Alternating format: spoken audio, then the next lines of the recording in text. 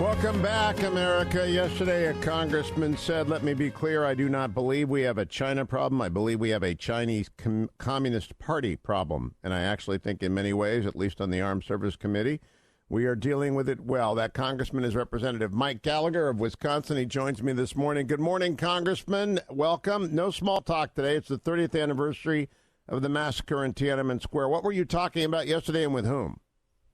I was with the House Republican leadership at what is called the Stakeout, where once a week they go and just answer questions to the press. And on the 30th anniversary of the Tiananmen Square massacre, I tried to make the argument that this is not only an important reminder of the atrocity that happened on that day, but a reminder that the Chinese Communist Party has only grown more repressive at home. It has only grown more aggressive abroad, and its vision for the future is simply incompatible with our own. And similar to the way in which we woke up about the true nature of the Soviet regime in the early Cold War, we are slowly starting to wake up when it comes to the strategic challenge posed by China in general and the Chinese Communist Party in particular. And just look at the way in which China, or General Secretary Xi Jinping, is using the concentration camp in Xinjiang province, where over 1 million Uyghur Muslims are confined, in order to perfect their instruments of totalitarian oppression. This is a preview of things to come, not only domestically in China, but a model they want to export around the world. Now, Congressman, I had Admiral Stavridis on in the first hour, and I asked him about the export of our technology to regimes like the PRC, which can put that technology to use for authoritarian or totalitarian means, and he believes we have robust export controls sufficient to the duty. Do you?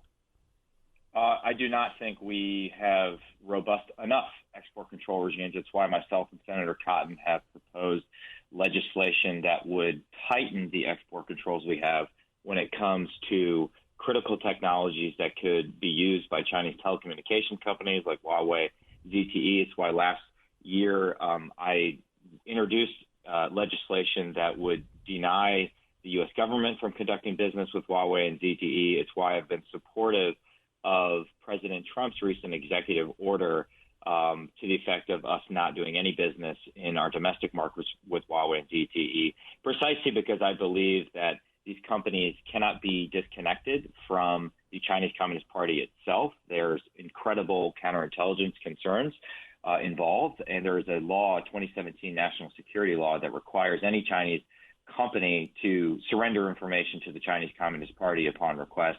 And also, I believe these technologies, the threats posed by these technologies cannot be mitigated, which is why the most important thing happening on President Trump's visit right now in England is not his Twitter feud with the mayor of London. It's whether or not he and his advisors can convince our closest ally in the UK not to allow Chinese telecommunication companies onto their domestic network when it comes to the future of the internet, when it comes to 5G. Now, Congressman Gallagher, I also talked with the Admiral, and I want to talk with you about this. Grown-ups know that superpowers conduct espionage against each other. And back when you were a lad, I was learning about how deep the Soviet effort was in the United States, that now is fictionalized in the American series that many people have seen on TV, but was everywhere and always omnipresent. I believe that effort from the 80s is actually dwarfed by the PRC's effort now, and that with 350,000 students in the country and numerous business people visiting, and with all sorts of economic exchanges, and with the ready availability of technology that can eavesdrop, that Americans just have no idea about our vulnerability. Now, I asked the Admiral about my friend Major General Mel Spees, who's involved in a company trying to do voice recognition of security threats, and whether or not we're developing technology. And he knew Mel, and he knows about the technology. Are you folks focused on how do we defend against a threat which I believe is exponentially greater than anything the Soviets ever mounted against us during the Cold War? It is certainly my top priority on the Armed Services Committee. It is why I recently wrote a long-form article in the American Interest. At the risk of self-promotion, Hugh, I will send that to you, which tried to tease out why the Chinese Communist Party is behaving the way it is. And I think I agree with your basic point, with the caveat that I was barely alive in the 80s. I know. That this is a threat that is greater in magnitude. Yesterday in my remarks, I sort of started with George Kennan's long telegram, and he called the Soviet threat the greatest challenge we would ever face.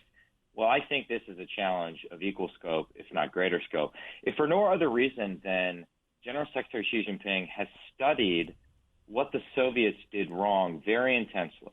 And I think they are trying to succeed where their predecessors have failed.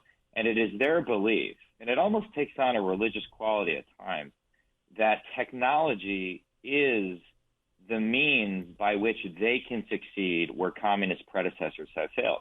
For example, you had the founder of Chinese online retailer JD.com saying, with the technologies we've laid out in the past 2 or 3 years, I have come to recognize that communism can indeed be achieved in our generation. The Alibaba founder, Jack Ma, said that with access to the kinds of data that we have, we may be able to find the invisible hand of the market. And so the Chinese Communist Party blends a sort of Silicon Valley-style blind faith in the transformative power of technology with its ambition to centralize and optimize control over all of Chinese society and the economy. And then here domestically, Hugh, and this is the final thing I'd say, I just don't think we have dedicated enough resources within the government to developing true regional experts for the Indo-Pacific region, both Mandarin linguists and people that truly understand the nature of this regime. And you add on to that the cultural challenge we have with some of our best and brightest working for companies like Google not being willing to do business with the Pentagon. I think we have a huge problem on our hands, and it should be our top priority. We do, both in the United States and abroad. Let's stay focused for a second, though, on the Chinese reach, which I don't know that it exceeds their grasp at this point. They may be very well informed about the reach of technology. I have been studying the means of social control available via technology, where Chinese nationals are achieving social credit scores based upon their activities, their exercise ratio, their ability to earn. It's like a frequent flyers points. It's like a frequent buyers club points for doing all the things that the Chinese Communist Party wants you to do. And it doesn't seem sinister until you realize it's Orwellian. All of a sudden, yeah, they want you to exercise, but not being allowed to leave the country unless you've done 3 miles a day for 100 days in a row is not a good. We have to persuade them actually that freedom is better than this, Mike. Hugh, I mean, to relate it to the Soviet, I'm ashamed to admit I've never read Witness before. I started reading it last week, the famous Whittaker Chambers book, and he talks about sort of how communism is the world's second oldest faith, and it's almost religious. Even though it's secular, it has a near religious belief in the ability for man to achieve heaven on earth. And that's what you see with this social credit system, where it's like an Uber-style rating for Chinese citizens collated from their most intimate data, their personal finances, their traffic infractions, the messages they read on their phones, what they browse or buy on online stores, where they go, who they interact with, activities that are all automatically monitored by hundreds of millions of surveillance cameras furnished with facial recognition software. And this may seem benign at first, but it ultimately just gives the government the ability to totally control and dominate your lives. And we just simply can't go down that path in this country that is inimical to American values. But it creates a huge challenge when it comes to developing technologies, because the Chinese basically have a huge, billion-person population with which they can suck up all this information and perfect artificial intelligence technology and experiment with different systems. World Without Mind by Franklin Forrest. So here's the question. How do you persuade the Communist Party of China that is not preferable to a regime that actually celebrates? I'll be talking with George Will next hour about the conservative sensibility that celebrates vast amounts of individual freedom. They are millennial years old reversion to emperor, right? They believe in the rule of one. We believe in the rule of none. And so how do we persuade them?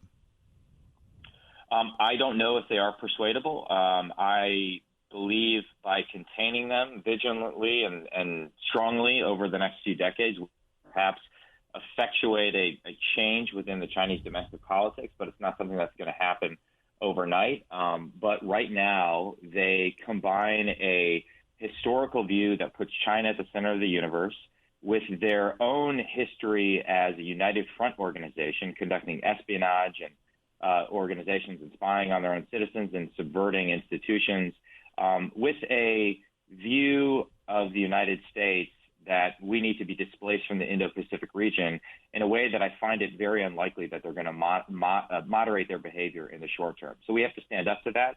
It starts with hard power, having more ships in the region that can push back on Chinese aggression. It continues with standing up more forcefully for our values, sanctioning, for example, people that are responsible for the human rights atrocities in places like Xinjiang. We could sanction, for example, the Communist Party secretary for Xinjiang, Chen Guangzhou.